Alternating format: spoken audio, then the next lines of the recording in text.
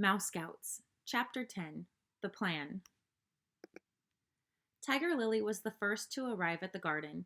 She had 4 pencils. She poked 2 of them into the sides of her plastic water bottle sprinkler and 2 into the bottom. Violet was close behind her with a bundle of cloth. This was the best I could do. She unrolled the bundle to reveal a few squares of green cloth and a white handkerchief. She and Tiger Lily draped them over the water bottle and fiddled with it. Not bad, said Tiger Lily when they were done. Then Hyacinth and Petunia showed up rolling a foam football. That's perfect, said Tiger Lily. She and Violet hoisted the football on top of the water bottle. Cricket was next, dragging a beret behind her. This has been in my stores lost and found for months. No one will miss it. Tiger Lily put the beret on the football. We're just about ready, Tiger Lily said. Now all we have to do is stand it up.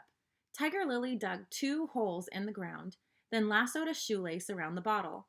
The scouts pulled the laces until the bottle was standing upright, supported by the 2 pencils on the bottom.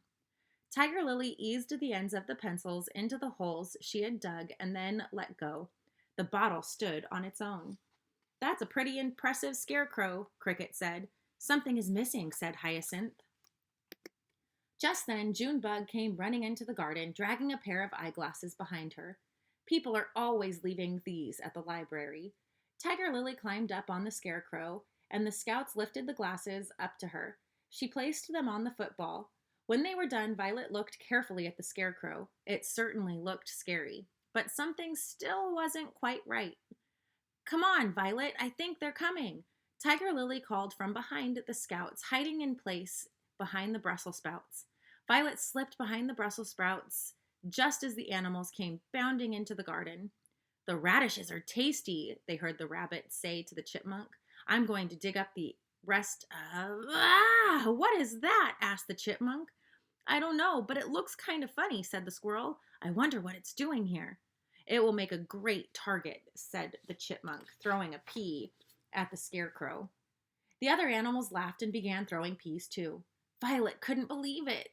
They had worked so hard on the scarecrow. How dare those animals make fun of it? How could they not be afraid of it? She wondered. And then it struck Violet just what was missing from the scarecrow. Violet felt for the emergency whistle, which was hanging around her neck. She brought it up to her mouth and blew as hard as she could. Threet! The chipmunks froze and looked around. What was that? He asked. All the animals looked a bit frightened. The other scouts reached for their whistles, and everyone blew together. It made a terrible screeching sound. Oh, my ears, yelled the rabbit. Let's get out of here, said the squirrel, and they all ran off, covering their ears. The scouts cheered, and then they got to work. There were vegetables to harvest. Mouse Scout Handbook. Your emergency whistle.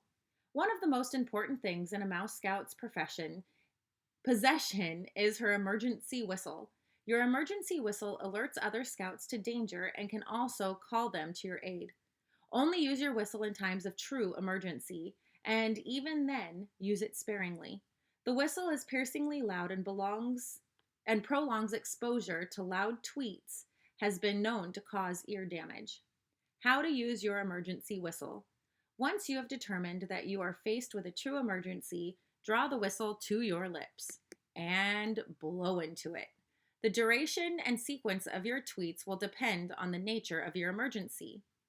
When the emergency whistle should be used, you are lost, there is a large animal threatening you or another animal that can't defend itself, you are caught in a mousetrap. Remember, your emergency whistle is not a toy. It should be used only in cases of true emergency.